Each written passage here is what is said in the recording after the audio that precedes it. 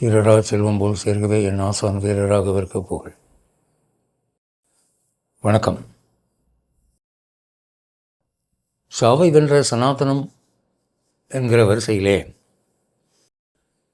இன்று கலக்கமும் தெளிவும் என்கிற தலைப்பிலே பேச இருக்கிறேன். என்னென்னா, உலகத்தில் உள்ள எல்லா மத நம்பிக்கைவாதிகளுக்கும் ஒரு கலக்கம் வர்றது சகஜம்.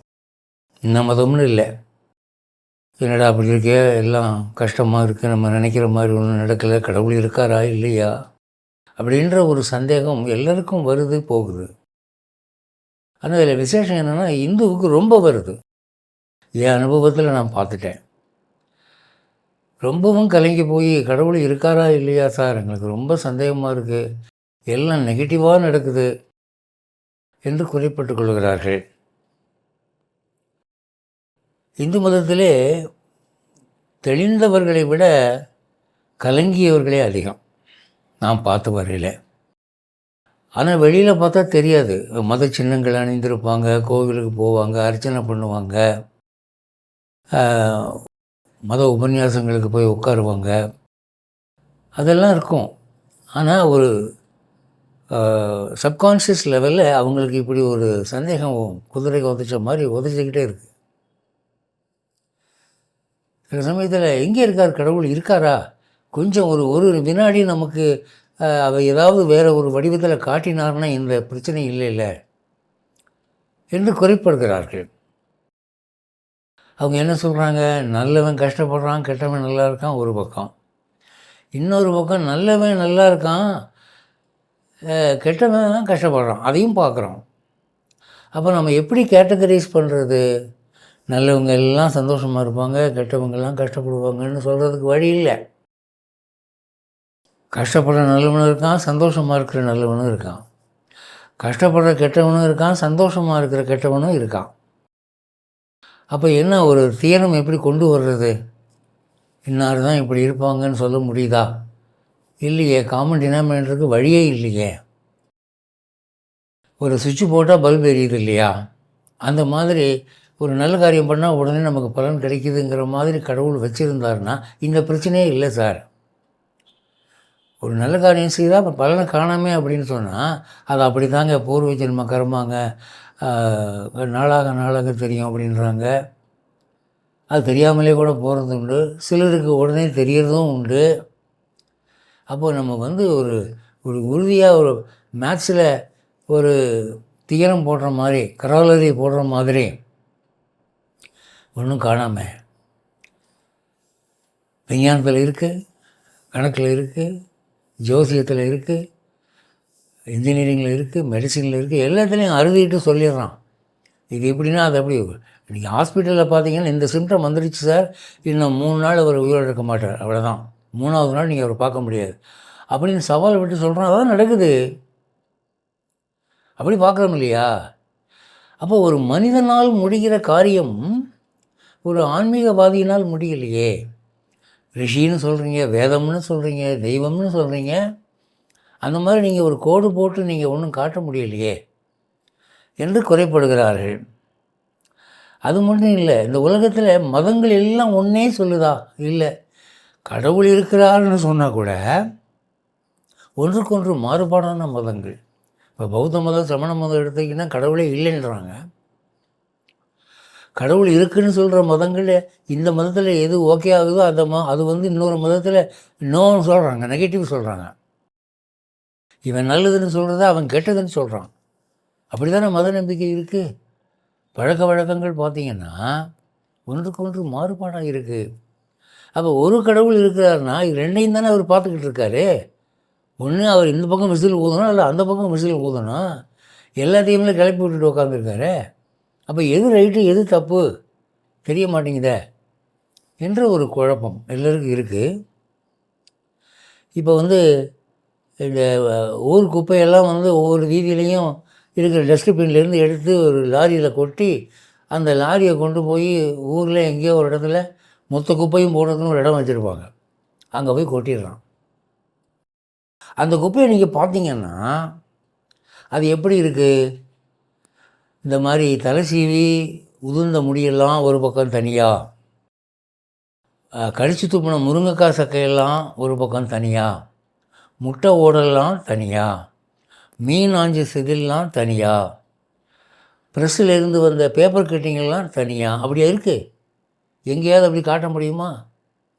ஒரு கிளாசிஃபிகேஷன் கிடையாது, ஒரு கேட்டகரைசேஷன் கிடையாது. எல்லாம் கல்லாமுல்லான்னு இது அதில் கிடக்கும், அது இதில் கிடக்கும். கலைச்சாலும் அப்படி தான், கலைக்காட்டியும் அப்படி தான். அந்த மாதிரியில் இருக்குது. இந்த நீங்கள் மத விஷயம்னு எடுத்துக்கிட்டா இதை நம்புறதா அதை நம்புறதா, நம்பாமல் விட்டுடுறதா? கடவுளே இல்லைன்னு சொல்கிற நாத்திய கூட்டம் ஒருத்தன் இருக்கான். அவன் ஒரு பக்கம் ஜாலியாக ப்ராஸ்பர் ஆகிட்டு போய்கிட்டு இருக்கான். அவன் கேள்வி பண்ணுறதுக்கும் பரிகாசம் பண்ணுறதுக்கும் நம்மளால் பதில் சொல்ல முடியல. அப்படியே தலைமையில் பிச்சுக்கிறாப்பில் இருக்குது சார். இது லேசான விஷயம் இல்லை. இதுக்கு யாரும் அறுதிக்கிட்டு பதில் சொல்கிறதுக்கு ஆளை காணாமல் இந்து மதம் என்ன சொல்லுது சொல்லுங்கள். நீங்கள் என்னமோ பெருசாக சாவை வென்ற சனாதனம் அப்படின்னு வரிசையாக என்னமோ பேசிட்டு வர்றீங்கள்ல, இந்த கேள்விக்கு பதில் சொல்லுங்கள் பார்ப்போம் என்று வாதிடுகிறார்கள்.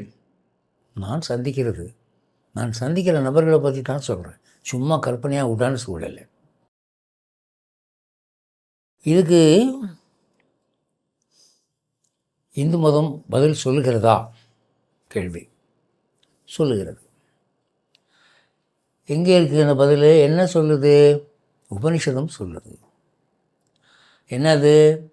உத்திஷ்டத ஜாகிரத பிராப்பிய வராணி போதத. ஆன்மீகத்தை பற்றி அக்கறை இல்லாமல் சோம்பலாக உட்கார்ந்திருக்கிறாய், அதை உதிர்த்து விட்டு எழுந்திரு. உத்திஷ்டதா ஜாகிரத. கண் திறந்து பார்க்க வேண்டியவற்றை அரை கண் கொண்டு பார்க்கிறாய் அல்லது கண்களை மூடிக்கொண்டு இருக்கிறாய், கண்ணை திறந்து பார். பிராப்பிய வரான நல்ல ஞானத்துக்கு வழிகாட்டக்கூடிய மகான்களை தேடி சென்று அடை. அவர்களிடம் ஞானத்தை கேள், அவர்கள் தருவார்கள், சொல்லுவார்கள். இப்போது கடலில் முத்து இருக்குதுன்னா அந்த முத்து தரையை விட்டு அப்படியே கிளம்பி மேலே மிதந்து கடலில் அங்கே கரையில் இருக்கிறவங்கள பார்த்து மனிதர்களே என்னை எடுத்துக்கொள்ளுங்கள், நான் தான் முத்து அப்படின்னு சொல்லுதா? முத்தை தேடி நாம் தான் சார் போகணும். மூச்சு அடக்கி நாம் தான் உள்ளே போகணும். உயிரோடு வந்தால் உண்டு, செத்தாலும் உண்டு. அப்படி கஷ்டப்பட்டால் தான் முத்து கிடைக்கும். அது மாதிரி ஞானம் என்ற முத்து நாம் தேடி அலைய வேண்டும். தேடியவர்களுக்கு தான் கிடைக்கும். விவேகானந்தருக்கு அது ஏற்படுது சார் அந்த அனுபவம். தான தர்மம் பண்ணுறது தான் அந்த குடும்பத்துக்கு பரம்பரை பழக்கமாக இருந்தது. தானம்தான் முக்கியம், தான் சாப்பிட்றது அமுக்கியம் என்று வச்சுருந்தாங்க அவங்கெல்லாம். விவேகானந்தருடைய அப்பா அம்மா தாத்தா எல்லாம் அரண்மனை மாதிரி வீடு, நிறைய சொத்து, அள்ளி அள்ளி கொடுத்தாங்க. யார் எப்போ வந்தாலும் சாப்பிடு இல்லைங்கிற வார்த்தைக்கே இடம் இல்லை. அப்படிப்பட்ட குடும்பம் நொடிச்சு போச்சு. மறுவேளை சாப்பாட்டுக்கு வழி இல்லைங்கிற ஒரு காலம் வந்தது. அப்போ தான் விவேகானந்தருக்கு இந்த கேள்வி வந்தது. புண்ணியம்னு பண்ணினோமே பரம்பரையாக, இன்றைக்கி சோத்துக்கு லாட்ரி அடிக்கிற வேண்டாமே. அப்போ என்ன அர்த்தம்? அதுக்கு கடவுள் இருக்காரா இல்லையா? சாஸ்திரங்கள் உண்மையா பொய்யா என்று அவர் மற்றவங்க மாதிரி கேள்வி கேட்டுட்டு ரூமுக்குள்ளே உட்காந்து இல்லை, வீட்டை விட்டு கிளம்பிட்டார். காசாயம் போட்டோம்னாலும் கழுத்தை பிடிச்சி நிறுத்தினார். டேய், கடவுளை பார்த்துருக்கியா? கடவுளை நேரில் பார்க்காத போது எதுக்கு இந்த வேஷம் போட்டுட்டாலே? நீயே பார்க்காத கடவுளை எங்களுக்கு காட்டுறதுக்காக நீ சன்னியாசி வேஷம் எதுக்கு போடுற? அவரால் உதவாங்கின சன்னியாசிகள்லாம் உண்டு. அப்படிப்பட்டவர் இறையருளாலே அவர் குரு ராமகிருஷ்ணரிடம் அடைந்தார். யோக மகிமையினாலே அமானுஷமான விஷயங்கள் இருக்கின்றன என்பதை தெரிந்து கொண்டார். அதனுடைய நன்மை என்ன? இந்த உலகத்துக்கே வேதங்களை பற்றி எடுத்து சொல்லக்கூடிய ஒரு வாய்ப்பு அவர் கிடைத்தது. தேடினார், அலைந்தார், வெறி கொண்ட மாதிரி அலைந்தார். நமக்கு யாருக்கு அந்த மாதிரி வெறி வருது? யார் அந்த மாதிரி தேடுறாங்க? சினிமாக்காரன் பாடுறான் சார், தேடல் என்பது உள்ளவரை தினமும் பசி எடுக்கும். என்ன வரி இது? தேடல் வேணும், தேடாதவனுக்கு எதுவும் வர்றதில்லை. அப்படி இந்த தேடுதல் இருக்கிற போது நமக்கு கலங்கலாக தெரியக்கூடிய விஷயம், நாம் கலங்கி போவதற்கு காரணமாக இருக்கக்கூடிய ஒரு ஒழுங்கில்லாத இந்த சமுதாய அமைப்பிலே ஒரு ஒழுங்கு இருக்கிறது என்பதை நாம் கண்டுபிடிப்போம். மேல்நாட்டில் ஒரு ப்ராபர்ப் சொல்லுவான், there is a pattern in every chaos. கெயாஸ்னால் குழப்பம். குழப்பத்தில் ஒரு ஒழுங்கு இருக்கிறதுங்கிறான். குழப்பம்னு எதை சொல்கிறீங்களோ அதில் ஒரு ஒழுங்கு இருக்குது. ஒழுங்கு இல்லாததே கிடையாது, எல்லாம் ஒரு ஒழுங்குப்படி தான் நடக்குது என்றதுக்கு அர்த்தம். அதை உடனே நம்ப தோணாது நமக்கு. ஒன்றும் உங்கள் வீதி முக்கில் ஒரு பெரிய குப்பை தொட்டி இருக்கும். ஒரு 30 வீட்டுக்கு ஒரு குப்பை தொட்டி வச்சுருக்காங்க. அந்த குப்பை தொட்டியில் ஒன்றும் ஒரு ஒழுங்கு இல்லாமல் கண்டபடி கிடக்குதுன்னு நம்ம நினைக்கிறோம் இல்லையா? அதில் ஒரு ஒழுங்கு இருக்குது சார். அது என்ன? அந்த குப்பை தொட்டியில் அடியில் இருக்கிற குப்பை இருக்கே, அது முதல்ல போட்டவன் குப்பை. அவன் அதிகாலையில் 3:30 மணிக்கெல்லாம் எழுந்து வீட்டை கூட்டி 4:30 மணிக்கெல்லாம் அவனுக்கு குப்பையை போட்டு போயிட்டான். அப்போ அந்த குப்பை என்ன சொல்லுகிறது? Is an early riser. அதிகாலையில் எழுந்திருக்கக்கூடிய பழக்கமும் வீட்டை சுத்தம் பண்ணக்கூடிய பழக்கமும் அவனுக்கு இருக்கிறது என்பதை இது காட்டுகிறது. அடுத்தடுத்து இருக்கிற குப்பை அடுத்தடுத்து எழுந்திருக்கிறவன். மேலே கிடக்கிற குப்பை 8 மணிக்கு எழுந்திருக்கிறவன், அவன் போட்ட குப்பை அது. அப்போ அது ஒரு ஜோசியம் சொல்லுதில்லை. அந்த குப்பை தொட்டி, குழப்பமே வடிவான அந்த குப்பை தொட்டி நமக்கு ஒரு வெளிச்சத்தை கொடுக்கிறது. குப்பை தொட்டியிலே ஞானம் கொட்டி கிடக்கிறது, அதை நாம் புரிந்து கொள்வதில்லை. அதுபோல் எல்லாவற்றிலையும் ஒரு ஒழுங்கு இருக்குது. அதை நம்ம உத்து பார்த்தா தெரியும். அதை நம்ம பார்க்குறது இல்லை. அந்த ஒரு பலவீனம் நமக்கு இருக்கிறதுனால தான் விண்டோ ட்ரெஸ்ஸிங்னு ஒன்று வச்சுருக்கான். நீங்கள் கடைகளில் போய் பார்த்தீங்கன்னா டால்கம் பவுடர்லாம் ஒரு பக்கம் வச்சுருப்பான், துணிமணியெல்லாம் ஒரு பக்கம் வச்சுருப்பான், சேலை ஒரு பக்கம் வச்சுருப்பான், ப்ளவுஸ் வச்சுருப்பான். அதை அடுக்கிற விதம் எப்படி இருக்குன்னா ரொம்ப கவர்ச்சியாக இருக்கும். பழக்கடையில் போய் பாருங்கள், ஆப்பிள் எல்லாம் அப்படியே கோபுரம் மாதிரி அடிக்க வச்சுருப்பான். வாழைப்பழம் ஒரு பக்கம், மாம்பழம் ஒரு பக்கம். அவன் அடுக்கி வச்சுருக்கிற விதம் பார்த்தாலும் நமக்கு ஆசையாக இருக்கும். ஏன் அப்படி அடுக்கி வைக்கிறான்? அப்போது குழப்பமாக இருக்கும் பொருள்களே வெறுக்கக்கூடியவன் மனிதன். ஒழுங்காக அடுக்கி வைக்கப்பட்டதை தான் அவன் விரும்புகிறான் அப்படிங்கிற பலவீனத்தை அவன் தெரிஞ்சு வச்சுருக்கான். ஆனால் ஞான விஷயத்தில் யாரும் நமக்கு இந்த மாதிரி அடுக்கி வைக்க போகிறதில்லை. யாரும் நமக்கு இந்த மாதிரி ஒரு கேட்டகரைஸ் பண்ணி கொடுக்க போகிறது இல்லை, கொடுக்கலை. எந்த காலத்துலையும் யாரும் கொடுக்கலை. அப்போ நம்ம என்ன பார்க்க வேண்டி இருக்குது அப்படின்னு சொன்னால், நம்முடைய ரிஷிகள் கண்டதையும் நான் சொல்கிறேன். இப்போ நான் புதுசாக பார்த்துட்டு சொல்லலை உங்களுக்கு. நம்முடைய முன்னோர்கள், பூர்வாச்சாரியர்கள், ரிஷிகள் சொன்னது தான் இப்போ நான் உங்களுக்கு சொல்கிறேன். ஒரு மனிதனுடைய வாழ்க்கை முறைக்கும் அவனுடைய மன நிம்மதிக்கும் சம்பந்தம் உண்டு என்று மதம் சொல்லுகிறது, இந்து மதம் சொல்லுகிறது. பகவத்கீதை கிருஷ்ணன் சொல்கிறான், வசதி பணக்காரனாக இருக்கிறவங்கள 2 கேட்டகரி உண்டியா. ஒன்று தெய்வ சம்பத்து, இன்னொன்று அசுர சம்பத்து. நல்ல வகையாக சம்பாதிச்சவன், தப்பான வழியில் சம்பாதிச்சவன்னு. இவனும் பணக்காரன் தான், அவனும் பணக்காரன் தான். இவனுக்கும் மரியாதை கிடைக்கும், அவனுக்கும் மரியாதை கிடைக்கும். இவனும் ஆசைப்பட்டதை வாங்குவான், அவனும் ஆசைப்பட்டதை வாங்குவான். வெளிப்பார்வைக்கு 2 பேரும் ஒன்றா தான் தெரியுவாங்க. ஆனால் வித்தியாசம் என்ன? நேர்மையான முறையிலே பணம் சம்பாதித்தவனுக்கு நிம்மதி அதிகம் உண்டு. தவறான வழியிலே பணம் சம்பாதித்தவனுக்கு நிம்மதியின்மை, தூக்கமின்மை, குடும்பத்திலே குழப்பம், தேவையில்லாத சந்தேகங்கள், சதா மனசை போட்டு அரிச்சிக்கிட்டு இருக்கும். இவனுக்கு எவ்வளோ ஆரோக்கியமான சரீரம் இருக்கும், அவனுக்கு உள்ளப்பட்ட வியாதியெல்லாம் இருக்கும். அவன் குடும்பத்தாரே அவனுக்கு துரோகம் பண்ணிக்கிட்டு இருப்பாங்க. இங்கே அவனுடைய குடும்பத்தார் மிகுந்த நம்பகமாக இருப்பார்கள். இப்படி ஒரு வேறுபாடு நீங்கள் எல்லா இடத்துலையும் பார்க்கலாம். அதில் ஒரு புலால் மருத்துவல் பற்றி ஒரு மகான் சொன்னார், vegetarians get lesser problems in life. சைவ உணவு மட்டுமே உண்கிறவர்கள், எனக்கு புலால் வேண்டாம், ஆடு மாடு கோழியெல்லாம் வேண்டாம் என்று தாவர உணவு சாப்பிடுபவர்களுக்கு வாழ்க்கையிலே போராட்டங்கள் குறைவாக இருக்கின்றன. போராட்டங்கள் வரலேன்னு சொல்கிறதில்ல.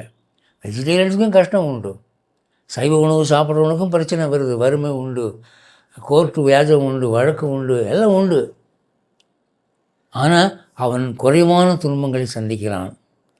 அசைவ உணவு உண்கிறவனுக்கு சவால்கள் பெரிதாகவும் அடிக்கடியும் வருகின்றன. இதை நாம் பரவலாக பார்க்கலாம். இந்த மேல்நாட்டில் இருக்கிறவங்களுக்கு ஒரு நிம்மதியின்மை, இன்செக்யூரிட்டிங்கிறது முக்கியமாக இதனால தான் வருது. அவன் மேல்நாட்டில் அசைவம் இல்லாமல் சாப்பாடே கிடையாது. காலையில் சாப்பாடுன்னு எடுத்துக்கிட்டால் ப்ரெட்டு ஒரு எக்கு வேணும் மினிமம். அதே மாதிரி மத்தியான சாப்பாடில் ஃபிஷ்ஷு வேணும், ராத்திரிக்கு சிக்கன் வேணும், அதோட தண்ணியும் வேணும். இதனால் என்ன ஆகுதுன்னா அவங்க வாழ்க்கையிலே நிம்மதியின்மை ரொம்ப இருக்குது, இன்செக்யூரிட்டி ரொம்ப இருக்குது. எல்லாருமேலேயும் சந்தேகம், யாரையும் நம்ப மாட்டான். அப்படி ஒரு கலங்கிய வாழ்க்கை. அதில் இந்த பாவம் செய்து பணக்காரன் ஆகிறவன் எந்நேரமும் ஒரு ஆங்ஷியஸாகவே இருப்பான். அவன் கண் என்னென்னா எல்லாரையும் சந்தேகப்படும், நியாயமானவனையும் சந்தேகப்படும், நம்பகமானவனையும் சந்தேகப்படும். இவன் ஒரு தப்பான நோக்கத்தில் வந்திருக்கானோ, இவன் நம்ம குத்த போகிறானோ என்று அனைவரையும் அவன் ஐயப்பாடுடனேயே பார்ப்பான். இலை அசைந்தாலும் பயப்படுவான், நம்ம எதிரி வந்துட்டானோ அப்படின்னு. இது உண்மையாங்கிறது நீங்கள் புராணங்களை படிக்கலாம். அசுரர்கள், ராட்சசர்கள் தப்பான தப்புகளை பண்ணிவிட்டு நிம்மதி இல்லாமல் தூக்கம் இல்லாமல் உருண்டு கிடந்தார்கள் என்று எழுதப்பட்டிருக்கிறது பார்க்குறோம். ஒரு பிரபலமான பணக்காரர் தமிழ்நாட்டில் ஷிப்பிங் கம்பெனிலாம் வச்சவர். அவர் என்னுடைய தமிழ் ஆசிரியர், ஒரு கல்லூரி ஆசிரியரை சந்தித்து பர்சனலாக பேசும்போது சொன்னாராம், சார் உங்களை பார்த்து நான் ரொம்ப பொறாமப்படுறேன் சார். ஏதோ வர்றீங்க, பாடம் சொல்லி தர்றீங்க, மாதம் ஒன்றாந்தேதி சம்பளம் வாங்குறீங்க, சாப்பிட்றீங்க, சந்தோஷமாக இருக்கிறீங்க, படுக்கிறீங்க, தூங்குறீங்க. நான் படுத்தா தூக்கம் வருதா? அப்படி தூக்கம் வர்ற மாதிரி இருக்கிற போது 40 நிறுவனம் வச்சுருக்கேன், எவனாவது ஒருத்தன் அடிக்கிறான், சார் இந்த பிரச்சனை, சார் ஆடிட்டர் பிரச்சனை, சார் டேக்ஸ் பிரச்சனை, சார் லேபர் ப்ராப்ளம், ஏதாவது ஒன்று சொல்லிகிட்டே இருக்காங்க. நிம்மதியாக தூங்கவே முடியல. அப்போ யோசித்து பார்க்குற போது இதெல்லாம் இருக்கிறதுனால தான் நமக்கு இவ்வளோ பிரச்சனை வருது. இது இல்லாதவன் எவ்வளவோ சந்தோஷமாக இருக்கானே. அப்போது செல்வமும் செல்வாக்கும் அது இல்லாதவனுக்கு கவர்ச்சி, ஏக்கம், இருக்கிறவனுக்கு பெரிய தலைவலி. அதை இப்போ நான் சொன்ன நம்ப மாட்டீங்க. நீங்கள் என்ன கேட்பீங்க, உன்கிட்ட செல்வம் இல்லை அதனால் நீ அந்த மாதிரி பேசுகிற, வால் இருந்த நரி மாதிரி அப்படின்னு நீங்கள் சொல்லுவீங்க. சந்தேகம் இருந்தால் கேட்டு பாருங்கள், பணக்காரர்களை சந்தித்து பாருங்கள், கேட்டு பாருங்கள். பணம் ஒரு அதிர்ஷ்டத்தை நிர்ணயிக்கிறது என்று நாம் சொல்ல முடியாது. ஒருத்தண்ட பணம் இருக்குதுங்கிறதுக்காக அவன் அதிர்ஷ்டசாலின்னு சொல்ல முடியாது. அதிர்ஷ்டம் என்பது மனநிலை. அவன் எவ்வளவு சந்தோஷமாக இருக்கிறான், அவன் எவ்வளவு நிம்மதியாக இருக்கிறான், அதை தான் நம்ம பார்க்கணும்.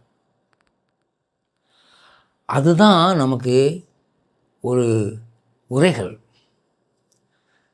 பணக்காரன் மேலும் மேலும் பணம் வேணும்னு ஏன் கேட்குறான்? எல்லோரும் விட அதிக பணக்காரனாக வந்துட்டேன், நான் எந்த பணக்காரனுக்கு மரியாதை கொடுக்க வேண்டிய அவசியம் இல்லை, எல்லாம் எனக்கு தலை வணங்குவாங்க. இப்போ எந்த பணக்காரனை பார்த்தாலும் நம்ம தலை குனிய வேண்டியிருக்குல்ல என்று அவன் நினைக்கிறான். அதனால தான் இன்னும் இன்னும் இன்னும் இன்னும் அவன் அலையிறது. ஆனால் துறவு வாழ்க்கை போன்றவர், நீங்கள் புத்தருடைய படத்தை பார்த்துருக்கீங்களா? புத்தரை உட்கார்ந்துருக்கிற போது அவருடைய முகத்தை பார்த்தீங்கன்னா என்னமோ அவருக்கு ஏகப்பட்ட பணம் தங்கமாக கிடச்சிட்டா மாறியும், அதை அவர் அடியில் போட்டு உட்காந்துருக்காரு. அந்த சந்தோஷத்தில் தான் மூஞ்சி அப்படி இருக்குது, அரை புன்னகையிலே இருக்கார் அவர் அப்படின்னு நீங்கள் நினைப்பீங்க. என்றைக்காவது புத்தருடைய முகம் ஒரு ரௌத்ரமாவோ அழுகையாவோ பார்த்துருக்கீங்களா? என்ன காரணம்? ஒரு பெரிய சூத்திரத்தை கண்டுபிடிச்சார், ஆசைதான் துன்பத்துக்கு காரணம். அதிகமாக நீ சேர்க்க உனக்கு பிரச்சனை தான் அதிகமாகும். இப்போ எனக்கு ஒரு வீடு தான் இருக்குது, சொந்த வீடு அப்படின்னா அந்த வீட்டில் நான் குடியிருக்கிறேன், நிம்மதியாக தூங்குறேன் சார். எனக்கு ஊட்டியில் ஒரு வீடு, கொடைக்கானலில் ஒரு வீடு, காஷ்மீரில் ஒரு வீடு இருக்குதுன்னு வச்சுக்கோங்க. எனக்கு என்ன ஒரு யோசனை, அந்த வீட்டை வாட்ச்மேன் வாடகைக்கு விடுறானோ, இந்த வீட்டை வாடகைக்கு விடுறானோ, அந்த வீடு என்னாச்சுன்னு தெரியலையே, கொள்ளையடிச்சாங்களோ, உள்ளே இந்த ஏசி மிஷினை கிளப்பி போயிட்டாங்களா, ஏன்னா அந்த மாதிரி நியூஸ் எல்லாம் வருது நியூஸ் பேப்பரில் என்று அப்படி ஒரு கவலையோடு இருக்க வேண்டியிருக்கும். உங்களுக்கு உடைமைகள் அதிகமாக அதிகமாக தொல்லைகள் அதிகமாகின்றன, பொறுப்புகள் அதிகமாகின்றன, கடமைகள் அதிகமாகின்றன, அதோடு கவலைகளும் அதிகமாகின்றன. இப்படிப்பட்ட ஒரு வேறுபாடு இந்த மனித சமுதாயத்தில் கொஞ்சம் ஒத்து பார்த்தா தெரியும். இந்த மனுஷன் அதிர்ஷ்டசாலி, இந்த மனுஷன் துரதிர்ஷ்டசாலி, இவன் சதா வேதனையிலே இருக்கிறான், இவன் நிம்மதி, இவன் ஆசீர்வதிக்கப்பட்டவன் என்பதை கொஞ்சம் கூர்ந்து பார்த்தீங்கன்னா உங்களுக்கு தெரியும்.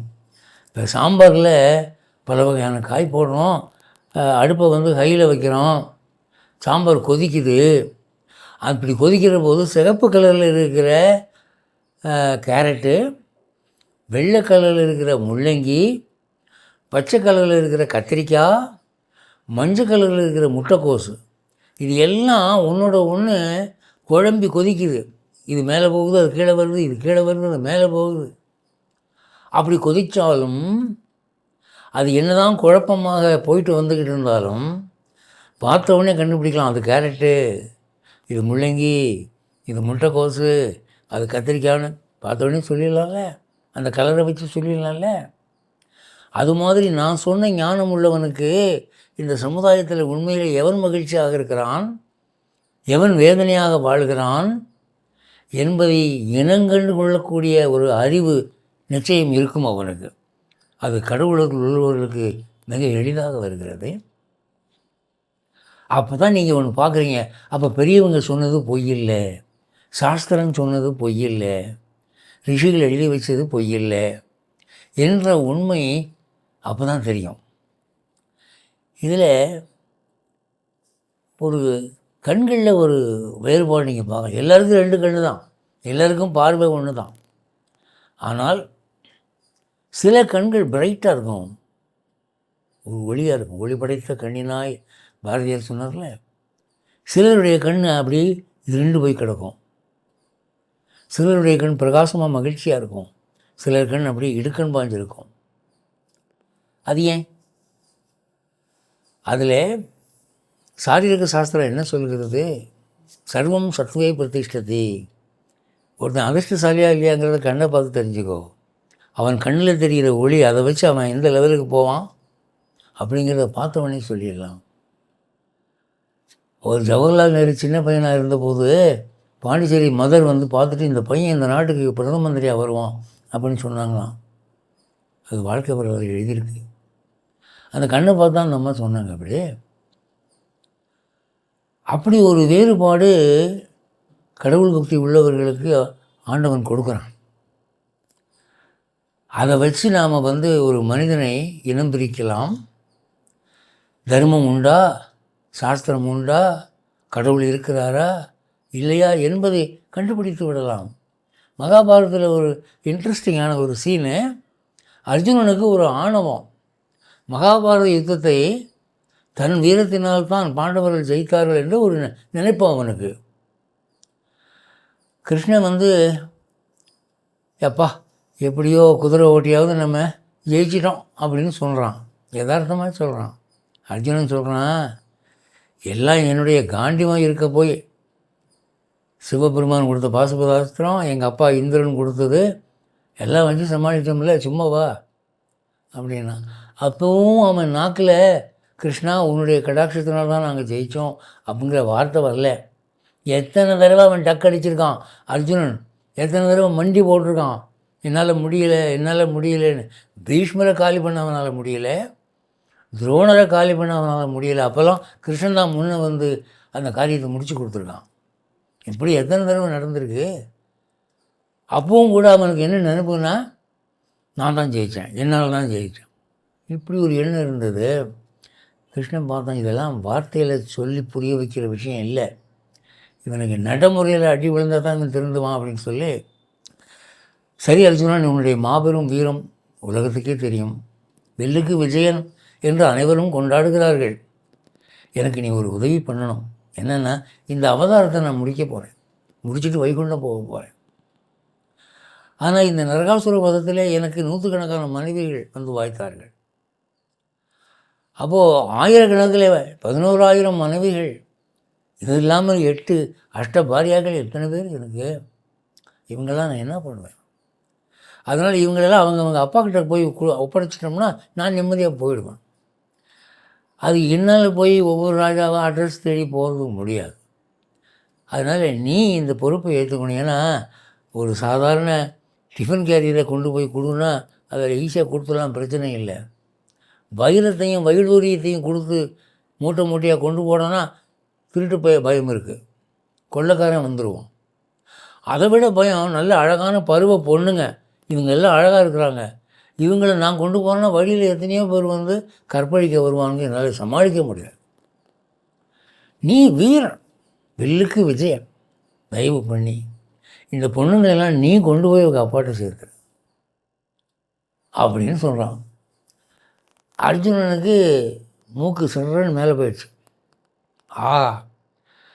கிருஷ்ண பரமாத்மாவே என்கிட்ட உதவி கேட்குறான். சரி கிருஷ்ணா, கவலைப்படாத, பயப்படாத, அந்த பொண்ணுங்கள்லாம் பத்திரமா போய் சேர்ந்தாங்க, நீ இப்போவே உறுதியாக இரு அப்படின்னு சொல்லி அந்த பெண்களை அழைத்து கொண்டு போகிறான். அப்போ என்னாச்சு, அவன் நடுக்காட்டில் இருக்கிற போது வேடர்கள் வந்து அவனை சூழ்ந்து கொண்டு அவனை மரத்திலே கட்டி போட்டார்கள். அவனால் மீள முடியவில்லை, அவர்களை ஜெயிக்க முடியவில்லை. அவனுக்குள்ளே இருந்த சக்தியை கிருஷ்ணன் வாபஸ் வாங்கிட்டான். இவனால் ஒரு அஸ்திரமும் விட முடியலை, இவனால் திமிர முடியலை. வேடர்கள் தானே நினச்சான், அந்த வேடர்கள் என்னை போட்டு மொத்து விட்டாங்க. இவன் கண் காண அந்த பெண்கள் கற்பழிக்கப்பட்டார்கள், சூறையாடப்பட்டார்கள். வேடர்கள் ஒவ்வொருத்தரும் 2, 3 பொம்பளையை தூக்கிட்டு போயிட்டான். அது ஒரு முனிவருடைய சாபம், அந்த பெண்களுக்கு அது பலிச்சது. இப்போது கிருஷ்ணன்கிட்ட என்ன வாக்கு கொடுத்துருந்தான், அதெல்லாம் டோன்ட் வரிப்பா அப்படின்னு சொன்னேன். இப்போ அவமானம், என்னால் ஒரு பொண்ணுங்களை பத்திரமா கொண்டு போய் சேர்க்க முடியலையே. தலைக்கு விழுந்து சோகமாக வர்றான். பட்டணத்துக்குள்ளே நுழையும் போது வியாசர் பார்க்குறாரு. வியாசர் வந்து எல்லாம் அவன் தாத்தா முறை தானே அவருங்க, அதனால் என்னப்பா என்ன ரொம்ப சோகமாக வர்ற, முகத்தில் லட்சுமி கடாட்சியுமே காணாமல், ஒரு திருமகள் தேஜஸ் இருக்குமே அதை காணாமல் எங்கே போச்சு, என்ன ஆச்சு என்று சொல்லிட்டு அவர் கேட்குறாரு. பாலடைஞ்ச மண்டபத்தில் தூங்குனியா படுத்து, அப்போ தான் இந்த மாதிரி திருமகள் கடாட்சி நீங்கி போகும்னு சொல்லுவாங்க. அது சுடுகாட்டில் போய் உட்காந்துருந்தியா, அப்போ தான் திருமகள் கடாட்சி நீங்கிடும்னு சொல்லுவாங்க. கையிலேருந்து வெட்டின நகத்தை தண்ணியில் போட்டு அந்த தண்ணியை குடிச்சிட்டியா, நகம் பட்டதுன்னா அந்த சாப்பாடு சாப்பிடக்கூடாது, முடி நகம் விழுந்த சாப்பாடு தண்ணி குடித்தா திருமகள் நீங்கிடுவான்னு சொல்லியிருக்கு, அப்படியாவது பண்ணிட்டியா என்று இந்த சாக்கில் எதெல்லாம் மனுஷன் பண்ணக்கூடாதோ அதை போல் லிஸ்ட்டு போடுறார் அவர். இது பண்ணியா, அது பண்ணியா, அது பண்ணியான்னு. அவன் பொறுமையாக கேட்டுக்கிட்டு இருந்து, சாமி இது ஒன்றும் நான் பண்ணலை, இது ஒன்றும் நான் பண்ணலை, அவமானத்தில் என் மூஞ்சி இப்படி இருக்குது அப்படின்னா. என்னடா அவமானம்னா, நடந்ததை சொன்னான். அப்படியா, அதானே அவன் முகத்தில் தேஜஸ் நீங்கி போச்சே அப்படின்னு சொல்கிறான் அவன்.